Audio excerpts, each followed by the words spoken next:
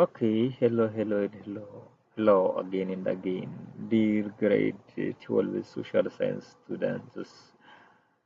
Okay, I'm fine too.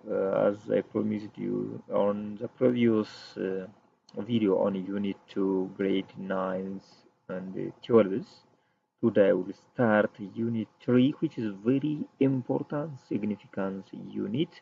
A numbers of questions were prepared in this topic in every year.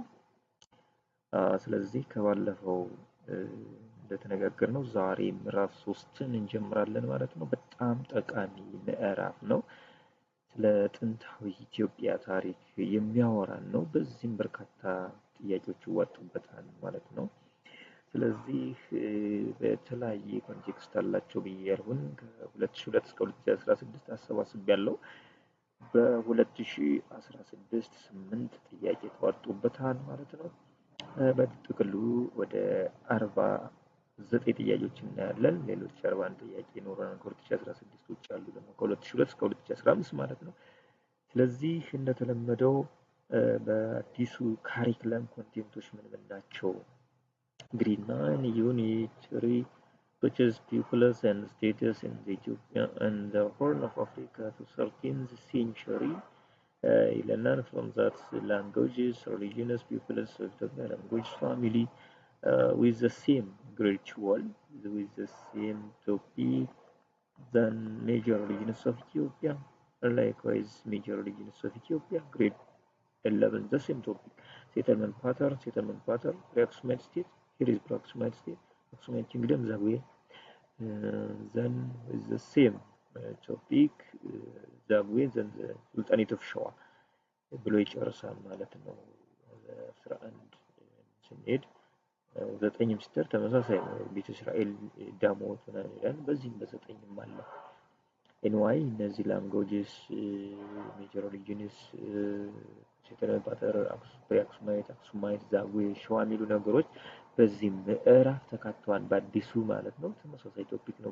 በ11 ኦልዱ ግሬድ 9 ኤንድ ግሬድ 11 ምን ላይ ነበር ብሎ ለማየት ወደ ኦልዱ ስንሄድ ጀስት ኦልድ ግሬድ 9 ላይ ዩኒት 3 ነው የሚያስቀምጠው። አሁንም ዩኒት 3 ነው። የኦልዱ ዩኒት 3 ስቴተስ ኢን ዘ ኢትዮጵያን ሪጅን ኤንድ ዘ ሆርን ኦፍ አፍሪካ አፕ ቱ 1529 ይለናል።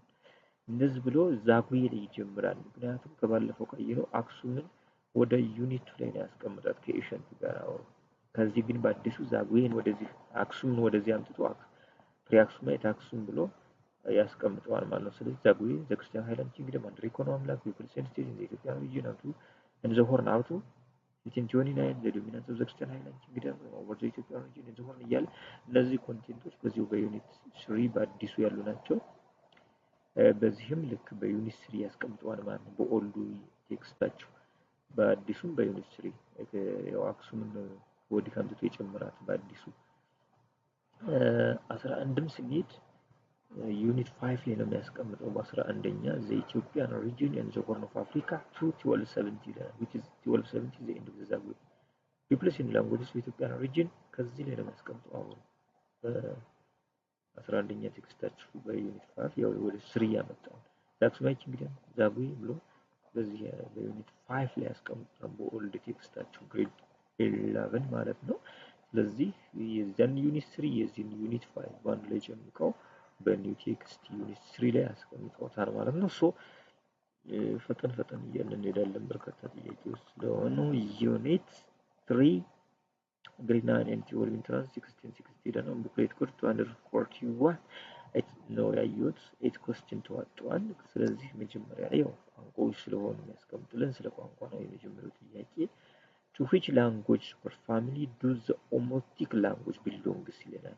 A Nilo-Saharan፣ B Afro-Asiatic፣ C Niger Congo፣ D Khoisan።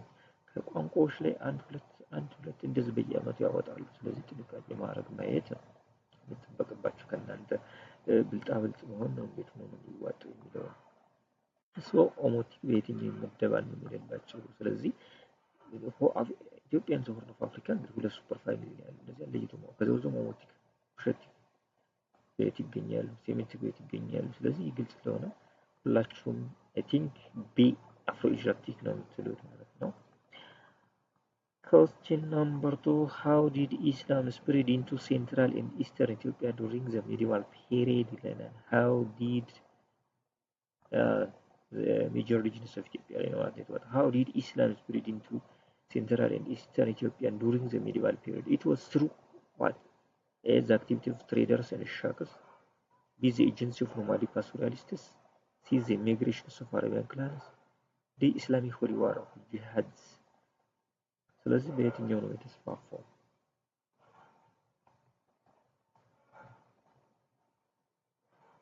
መቼም ይህንን እናስታውሰዋለን። አሁን ይህችንን ብራንድ ናት በዚህ ዩኒት ላይ አትርሷት። ስለ እስልምና መግባት በምንድን ነው? ፒስፉል መሆኑን ማወቅ። ከዛ ደግሞ ዋናው በምን አማካኝ ነው? በንግድ ግንኙነት በማን ወደብ ከተባለ ዛይላ ፖርትን ጥንቅቅ አድርገን ማወቅ አለብን።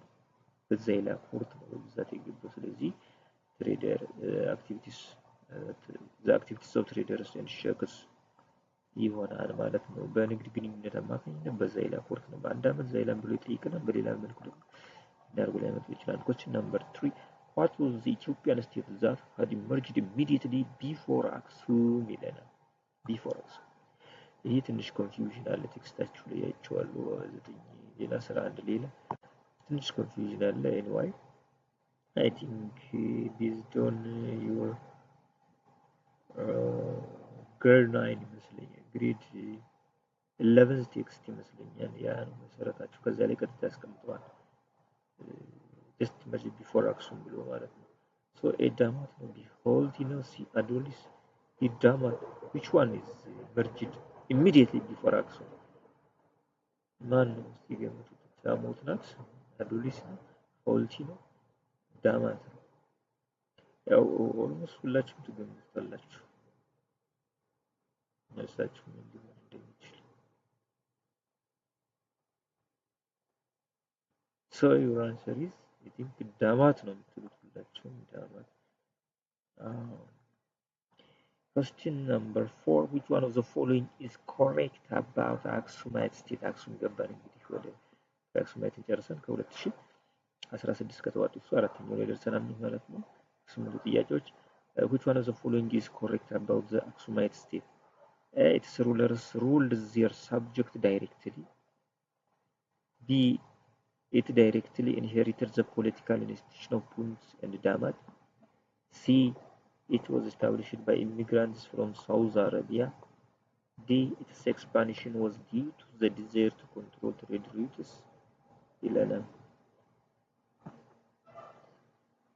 So, which one is correct about Aksumite? A, its rulers ruled their subject directly. B, it directly inherited the political institution of Punt and Damat. C, it was established by immigrants from Saudi Arabia. Its expansion was due to the desire to control trade routes. Correct የሆነ ስቴትመንት ነው። ገላጭ የሆነ ነው ጠይቀው። So which one is true? A ነው፣ B ነው፣ C ነው፣ D ነው? So I think you said D ነው ዋናው። ትሬድ ኮንትሮል ነው በጣም ፕሮስፐረስ የሚያደርጋት ያደርጋት እንዲዘይሯም መስፋፋት ፍላጎት እሱን ከመቆጣጠር both sides of the Red Sea እንደሆነ ያሳየናል። question number 5, to which power did Aksum eventually lose control over the Red Sea trade? To which power did Aksum eventually lose control over the Red Sea trade? A, Safavid Persia. B, Mamluk Egypt. C, Ottoman Turkey. D, Muslim Arab. cause for the decline of አክሱም የሚለውን ማወቅ በቂ ነው በራሱ። so ብዙም ሰጡት አይደለም። the decline of አክሱም external factor ከሚለው the rise and expansion of Islam in the 7th century associated with the destruction of Adolis by Muslim Arab traders ነው የምንለው ማለት ነው። ስለዚህ መልሳችን A, ሙስሊም አረብ ይሆናል ማለት ነው። question number 6, what explains the rise of the Zagwe dynasty to power? What is Zagwe dynasty? What explains the rise of the Zagwe dynasty to power? is their success in preserving Christianity elements? Is their integration into the Aksumite economy and politics? Is their achievements in the architectural development? Is their success in effectively mobilizing the Agro people? Wow, nice question. So what will be your answer? Their success?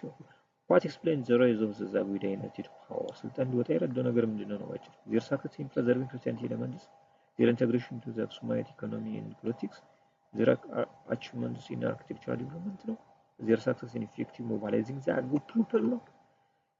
So ይህም በቀላሉ እስካሁን መልሳችሁ ስለሚሆን ቢ their integrations into the Aksumite economy and politics ነው። በኢኮኖሚ በፖለቲክስ በአርሚ they are highly integrated, highly married. They are political leaders, military leaders, everything.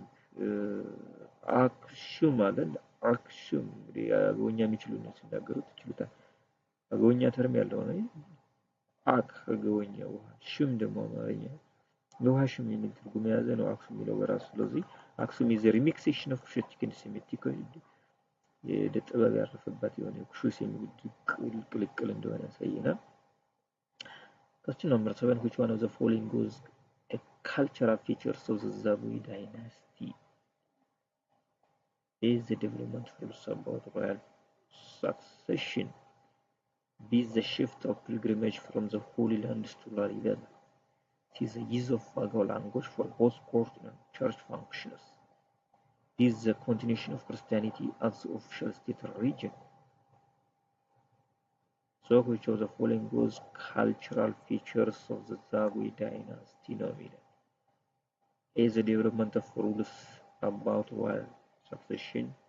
B is the shift of pilgrimages from the Holy Lands to Lalibela. C is the use of Agao languages for both court and church functions. D is the continuation of Christianity as the official state religion. Which one?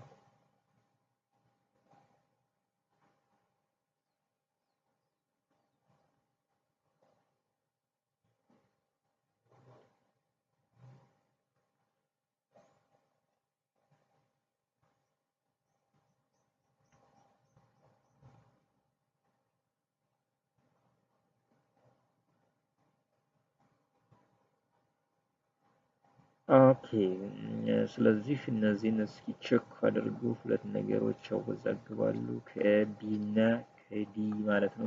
ምንጊዜም ኢንትራንስ ጥያቄዎች ሁለት በጣም ፈታኝ ሆነው ይመጣሉ ማለት ነው። ዋይ አንድ ኤሌመንት ካልቸራል ፊቸርስ ኦፍ ዘ ዛግዌ ዳይናስቲ ዘ ኮንቲኒዩስ ክርስቲያኒቲ አዝ ኦፊሻል ስቴት ሪሊጅን ይህንን ጠብቋል። ኦፍ ኮርስ ሽፍት ዘ ፒልግሪሜጅ ፍሮም ዘ ሆሊ ላንድስ ቱ ላሊበላ ይህ architectural feature more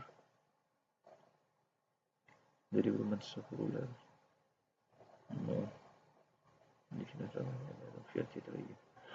ስለዚህ ነው እስቲ ይሄን ብዬው ለሄድ እንደኔ ግን ይችም ትንሽ ወጣግባኛለች ይሁት ቼክ አደርጋለሁ።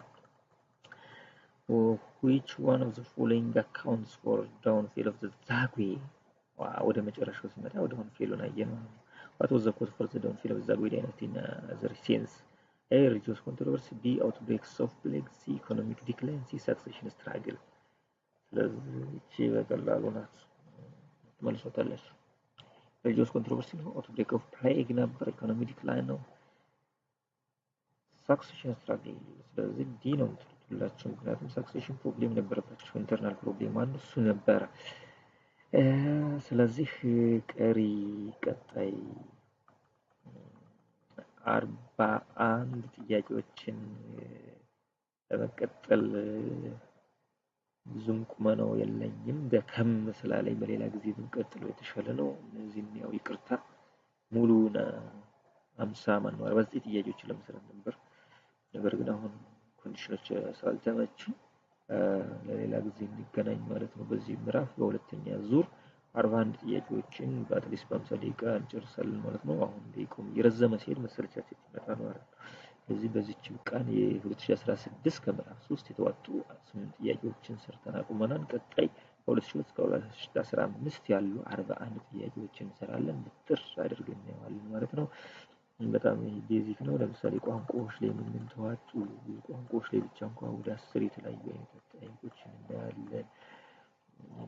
ከዛ እስካሁን ቋንቋዎች ላይ ነው። ከዛ ደግሞ አክሱማይት ፕሪ አክሱማይት ስቴቶች ስለሆኑ ስለ ዳማት የመጡትን ያሳየናል። ከዛ ፕሪ አክሱማይት እስካሁን አለ። ከፕሪ አክሱማይት አክሱም ላይ ምን ያህል ተዋጡ፣ በአክሱም የተጠየቁ ብዙዎችን በሙሉ ተዘርዝረዋል። ስለ አክሱም ሰፋ ያለ ነው ጥያቄው ማለት ነው። እስካሁን አክሱም ላይ ነን። ከዛ ደግሞ ስለ ሪሊጂዮን ሜጀር ሪሊጂዮን ኢትዮጵያ እዛ ከዛ ቦይ ይገባል እያለ በዛ እንጨርሳለን ማለት ነው። ኤኒዌይ አመሰግናችኋለሁ። በያላችሁበት ሰላማችሁ ይብዛ።